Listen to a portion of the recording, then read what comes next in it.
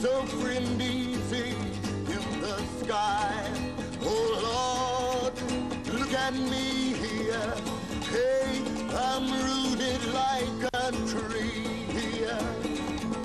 Got to sit down, can't cry. Oh Lord, I'm gonna die blue. Hey, what up YouTube? I thought I'd come in here out of this goddamn rain. You hear that rain? I thought I'd come in here and make a kind of a movie for ya.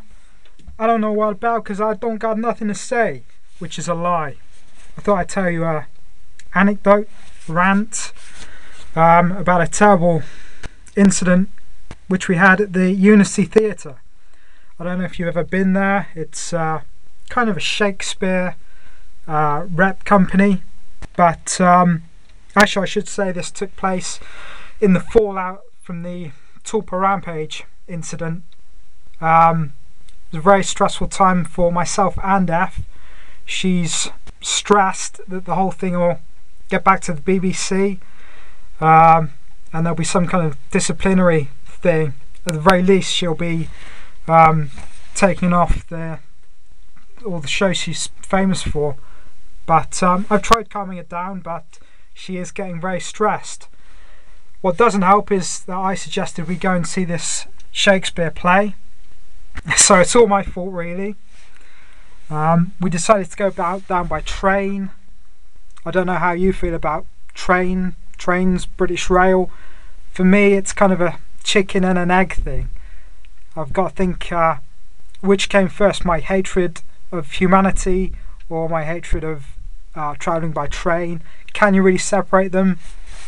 I don't know. But we're powering along. Ben. Sorry, Zil. It's got to Will. What? No! We arrive in the city. It was raining. Not as hard as this, but it was nice to get inside there. We had a coffee in the foyer. It was a nice place. It was painted green, like some kind of old fairground. It's quite an attractive place. And, you know, we took our place in the stalls. It was clean. And the place started. You know, I'm not as cultured as Fiona, but, you know, I can see it. I appreciate Shakespeare. I hate him a lot less than Dickens, that's for damn sure. We're watching the play.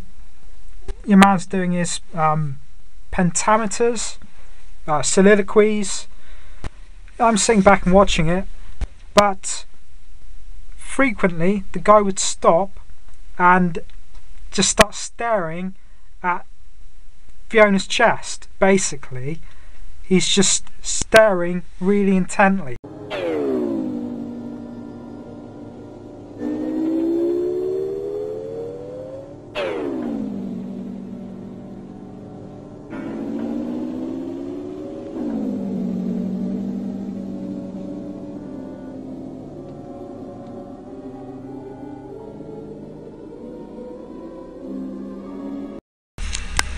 Now, you can imagine what's going through my mind. I'm thinking, you know, I'm with the most attractive woman in the theatre, I would say. Maybe there's something there. Maybe it's my imagination. It wasn't my imagination. It got to the point where the guy was pausing in his delivery and just staring at my wife, and I was getting wound up. Think Mr. Shaky Head from Clockwork Orange. You know, the home invasion scene, Mr. Shaky Head. That was me. I was going out of my mind. I was thinking, how can he get away with this? It's insane. As for Fiona's part, she wasn't too bothered about it. She was slightly uncomfortable, but I think, to be honest, she was amused by the whole thing.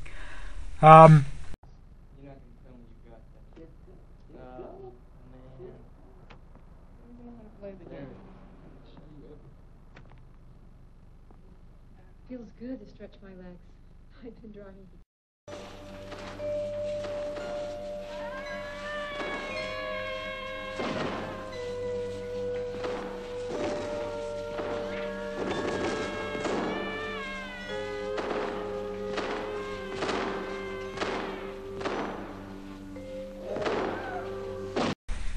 We got to the interval, half time, went out to the foyer, and I'm thinking, whichever way I react, it's going to be wrong. I'm either going to look like an old, feeble old man, cuckolded, or we're just going to be Pat Butcher and Mike Reed having a row. You know, there's no way out of this. Either way, I'm going to look like a dick. So Fiona's trying to calm me down. She said words to the effect of, you know, when I'm reading the news, you know, there's probably millions of men just staring at me. And for one thing, maybe this top is a bit tight. And I said, look, that's nothing to do with it. You know, it's the fact that I'm here next to you. He can see I'm next to you. And he thinks he can just get away with it. And she said, look, it's ruining the play. The director must be able to see what's going on. Maybe he'll have a word in the interval. Maybe they'll replace him with an understudy or something. I thought, well, maybe. But I'm definitely going to make a complaint about this thing afterwards. Hey, that's enough, okay? No more. You understand? The play went on for another hour, 45 minutes maybe, and I was getting more and more wound up, and it got to the point where I was thinking I'm no longer going to make a complaint to the director, the manager. I'm going to go backstage and hit this guy. Why not? He's staring at my wife, he's making eyes at her. You know, I'm going insane. I'm within my rights to punch him in the abdomen.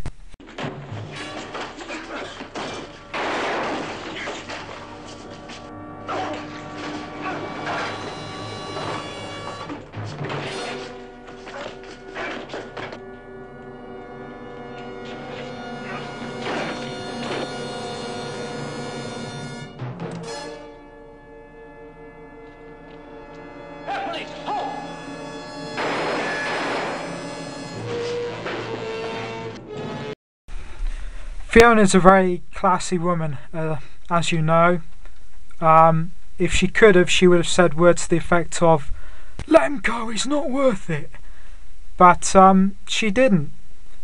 The play ended, the curtain went up, they all bowed, the curtain went down again, and I get up out of my seat with violence in my mind, basically.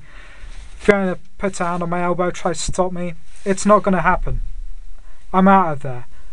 I'm up over the stage, I'm around the back, I'm looking for this guy. I found a long line of changing rooms, and I try each one. There's some lovely ladies in there, they scream, it's of no concern to me. I'm down the line of changing room doors, and in the end I find this guy. I see you're determined to start an argument. Go to bed, please. There's nothing less attractive than a psychiatrist who pouts. What do I have to do just to get in a word with you? Offer sacrifice? Then here. I've brought you a mud pie. Now, can I talk to you? Will you talk about the moon? Listen, everyone knows the moon is Roquefort. I've come here to talk about Colonel Thow. What about him? Major Namek approached him this morning, complaining of a strange and wondrous illness. And do you know what that heartless butcher prescribed? He said, here, take this. It's a suicide pill with a mild laxative side effect. What kind of bedside... He's squirming, he's looking sheepish. Now he's looking sheepish. I hit him in the abdomen. He crawls up in a fetal position. And I said, you know, get 2 feet and take it like a man. You've spent the past hour and a half staring at my wife. How am I meant to react?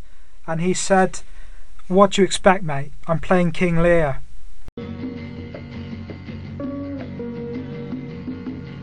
it's only mine to sing a song, hoping that you'll cross along my way before we